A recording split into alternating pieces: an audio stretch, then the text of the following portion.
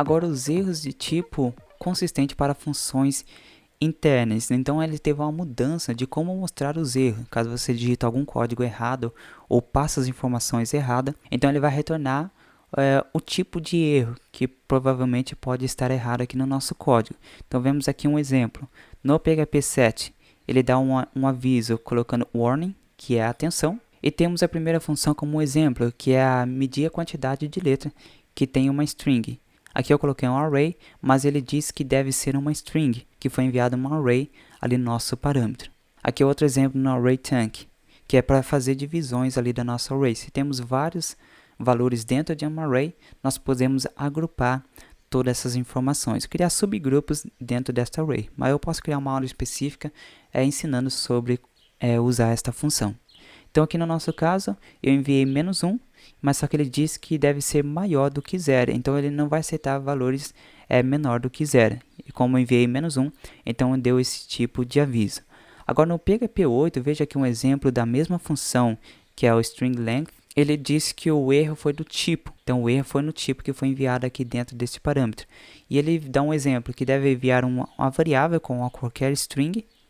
E ele deve ser do tipo string, que no caso foi enviado uma array. Agora na outra função, ele diz que foi um erro de valor, e ele mostra um exemplo de uma variável do que deve ser enviado, e ele deve ser enviado maior do que 0, o valor deve ser maior do que 0. Então veja que interessante como ficou o retorno de informações sobre os erros que foi aplicado no nosso código. Isso é bastante interessante, porque muitas das vezes, quando nós criamos o nosso código, e fazemos qualquer erro, colocamos informações erradas, ali na tela vai aparecer informações sobre este erro que muitas vezes fica um pouco difícil de encontrar. A pessoa, quando já está acostumada com as informações que retorna, talvez para ele é mais fácil, quando a pessoa já tem uma certa experiência. Mas quando a pessoa que ainda está começando, ele não consegue entender muito sobre as informações de erros que são retornadas. Então, pode ver que a partir da versão da PHP 8, eles estão melhorando o retorno de informações de erro, que para todos os programadores isso é bastante útil e otimiza bastante na produção, aí, na criação dos seus projetos.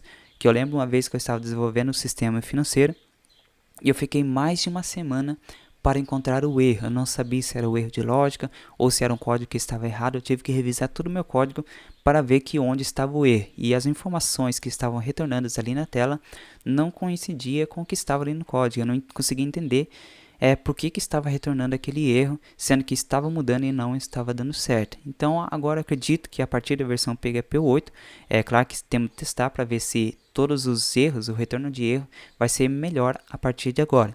Então temos que testar, mas eu acredito que agora vai ser melhor.